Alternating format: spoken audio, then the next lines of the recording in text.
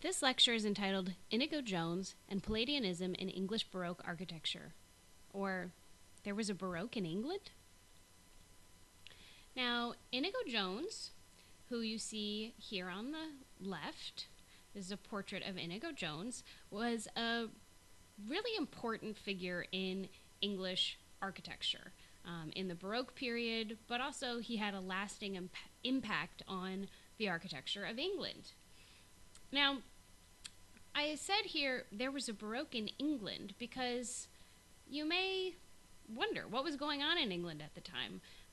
We're in the 17th century, right? So this is the 17th century, and you may associate this period in England with literature.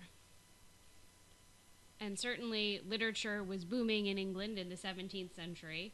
And we really haven't looked at a lot of, or really any painting in England, and a lot of the Netherlandish paintings that are famous from this period are actually of the English. So we know that in England, Flemish and Dutch paintings were very much admired and patronized. So Flemish and Dutch painting preferred. And in fact, this portrait of Inigo Jones is created from copying a Flemish portrait of the artist. So in terms of painting, the Baroque in England really did rely heavily on Flemish and Dutch art to a large extent.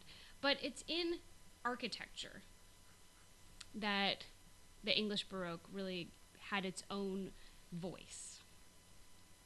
And just to get a sense of where we are in terms of English architecture at the time, let's take a look at an example of a building from the late 16th century.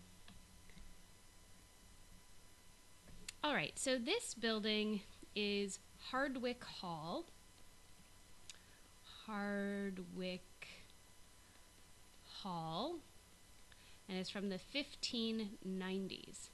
And this is a pretty representative example of the prevailing style of English architecture before the contributions of Inigo Jones and other Baroque architects in England. And you can see it's kind of a combination of medieval and Renaissance styles. I mean, we have sort of this vertical emphasis that's a holdover from the medieval period, these towers. And then it's got a few kind of contemporary updates, but there's nothing really obviously classical about this. So let's sort of put it this way. Nothing really classical going on in this building. And if you consider that this was the standard of English Baroque architecture, the contributions of Inigo Jones are all the more striking. So let's take a look at his most famous building now. Okay, so this is generally considered his most famous piece of architecture, and it's known as the Banqueting House. Banqueting House. And it is at Whitehall Palace.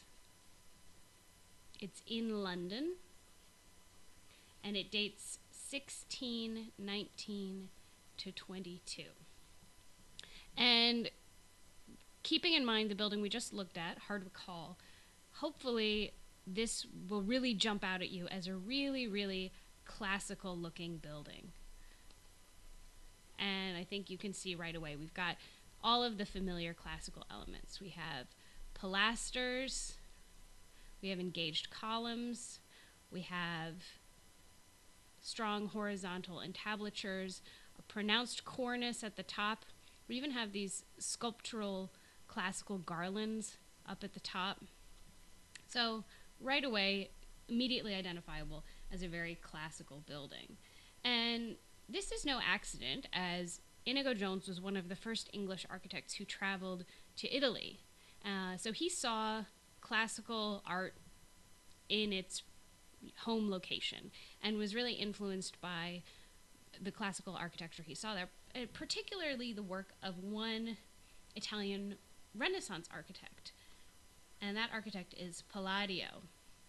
And that is where we get the term Palladianism, which I mentioned at the beginning. Palladianism. So he was working very much in the style of Palladio, this architect that he really admired. So let's take a look at this building next to one of Palladio's most famous buildings. Okay, so here on the left again we have the banqueting house.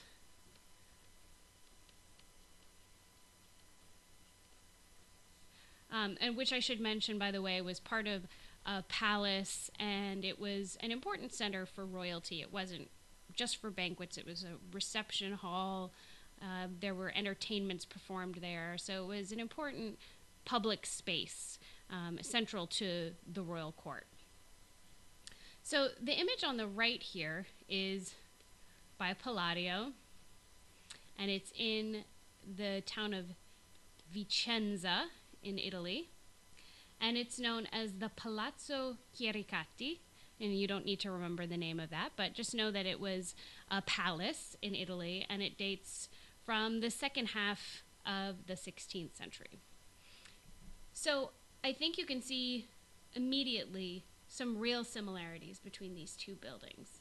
There's this two-story building with a very strong dividing entablature across the center, and a strong emphasis on the roof line.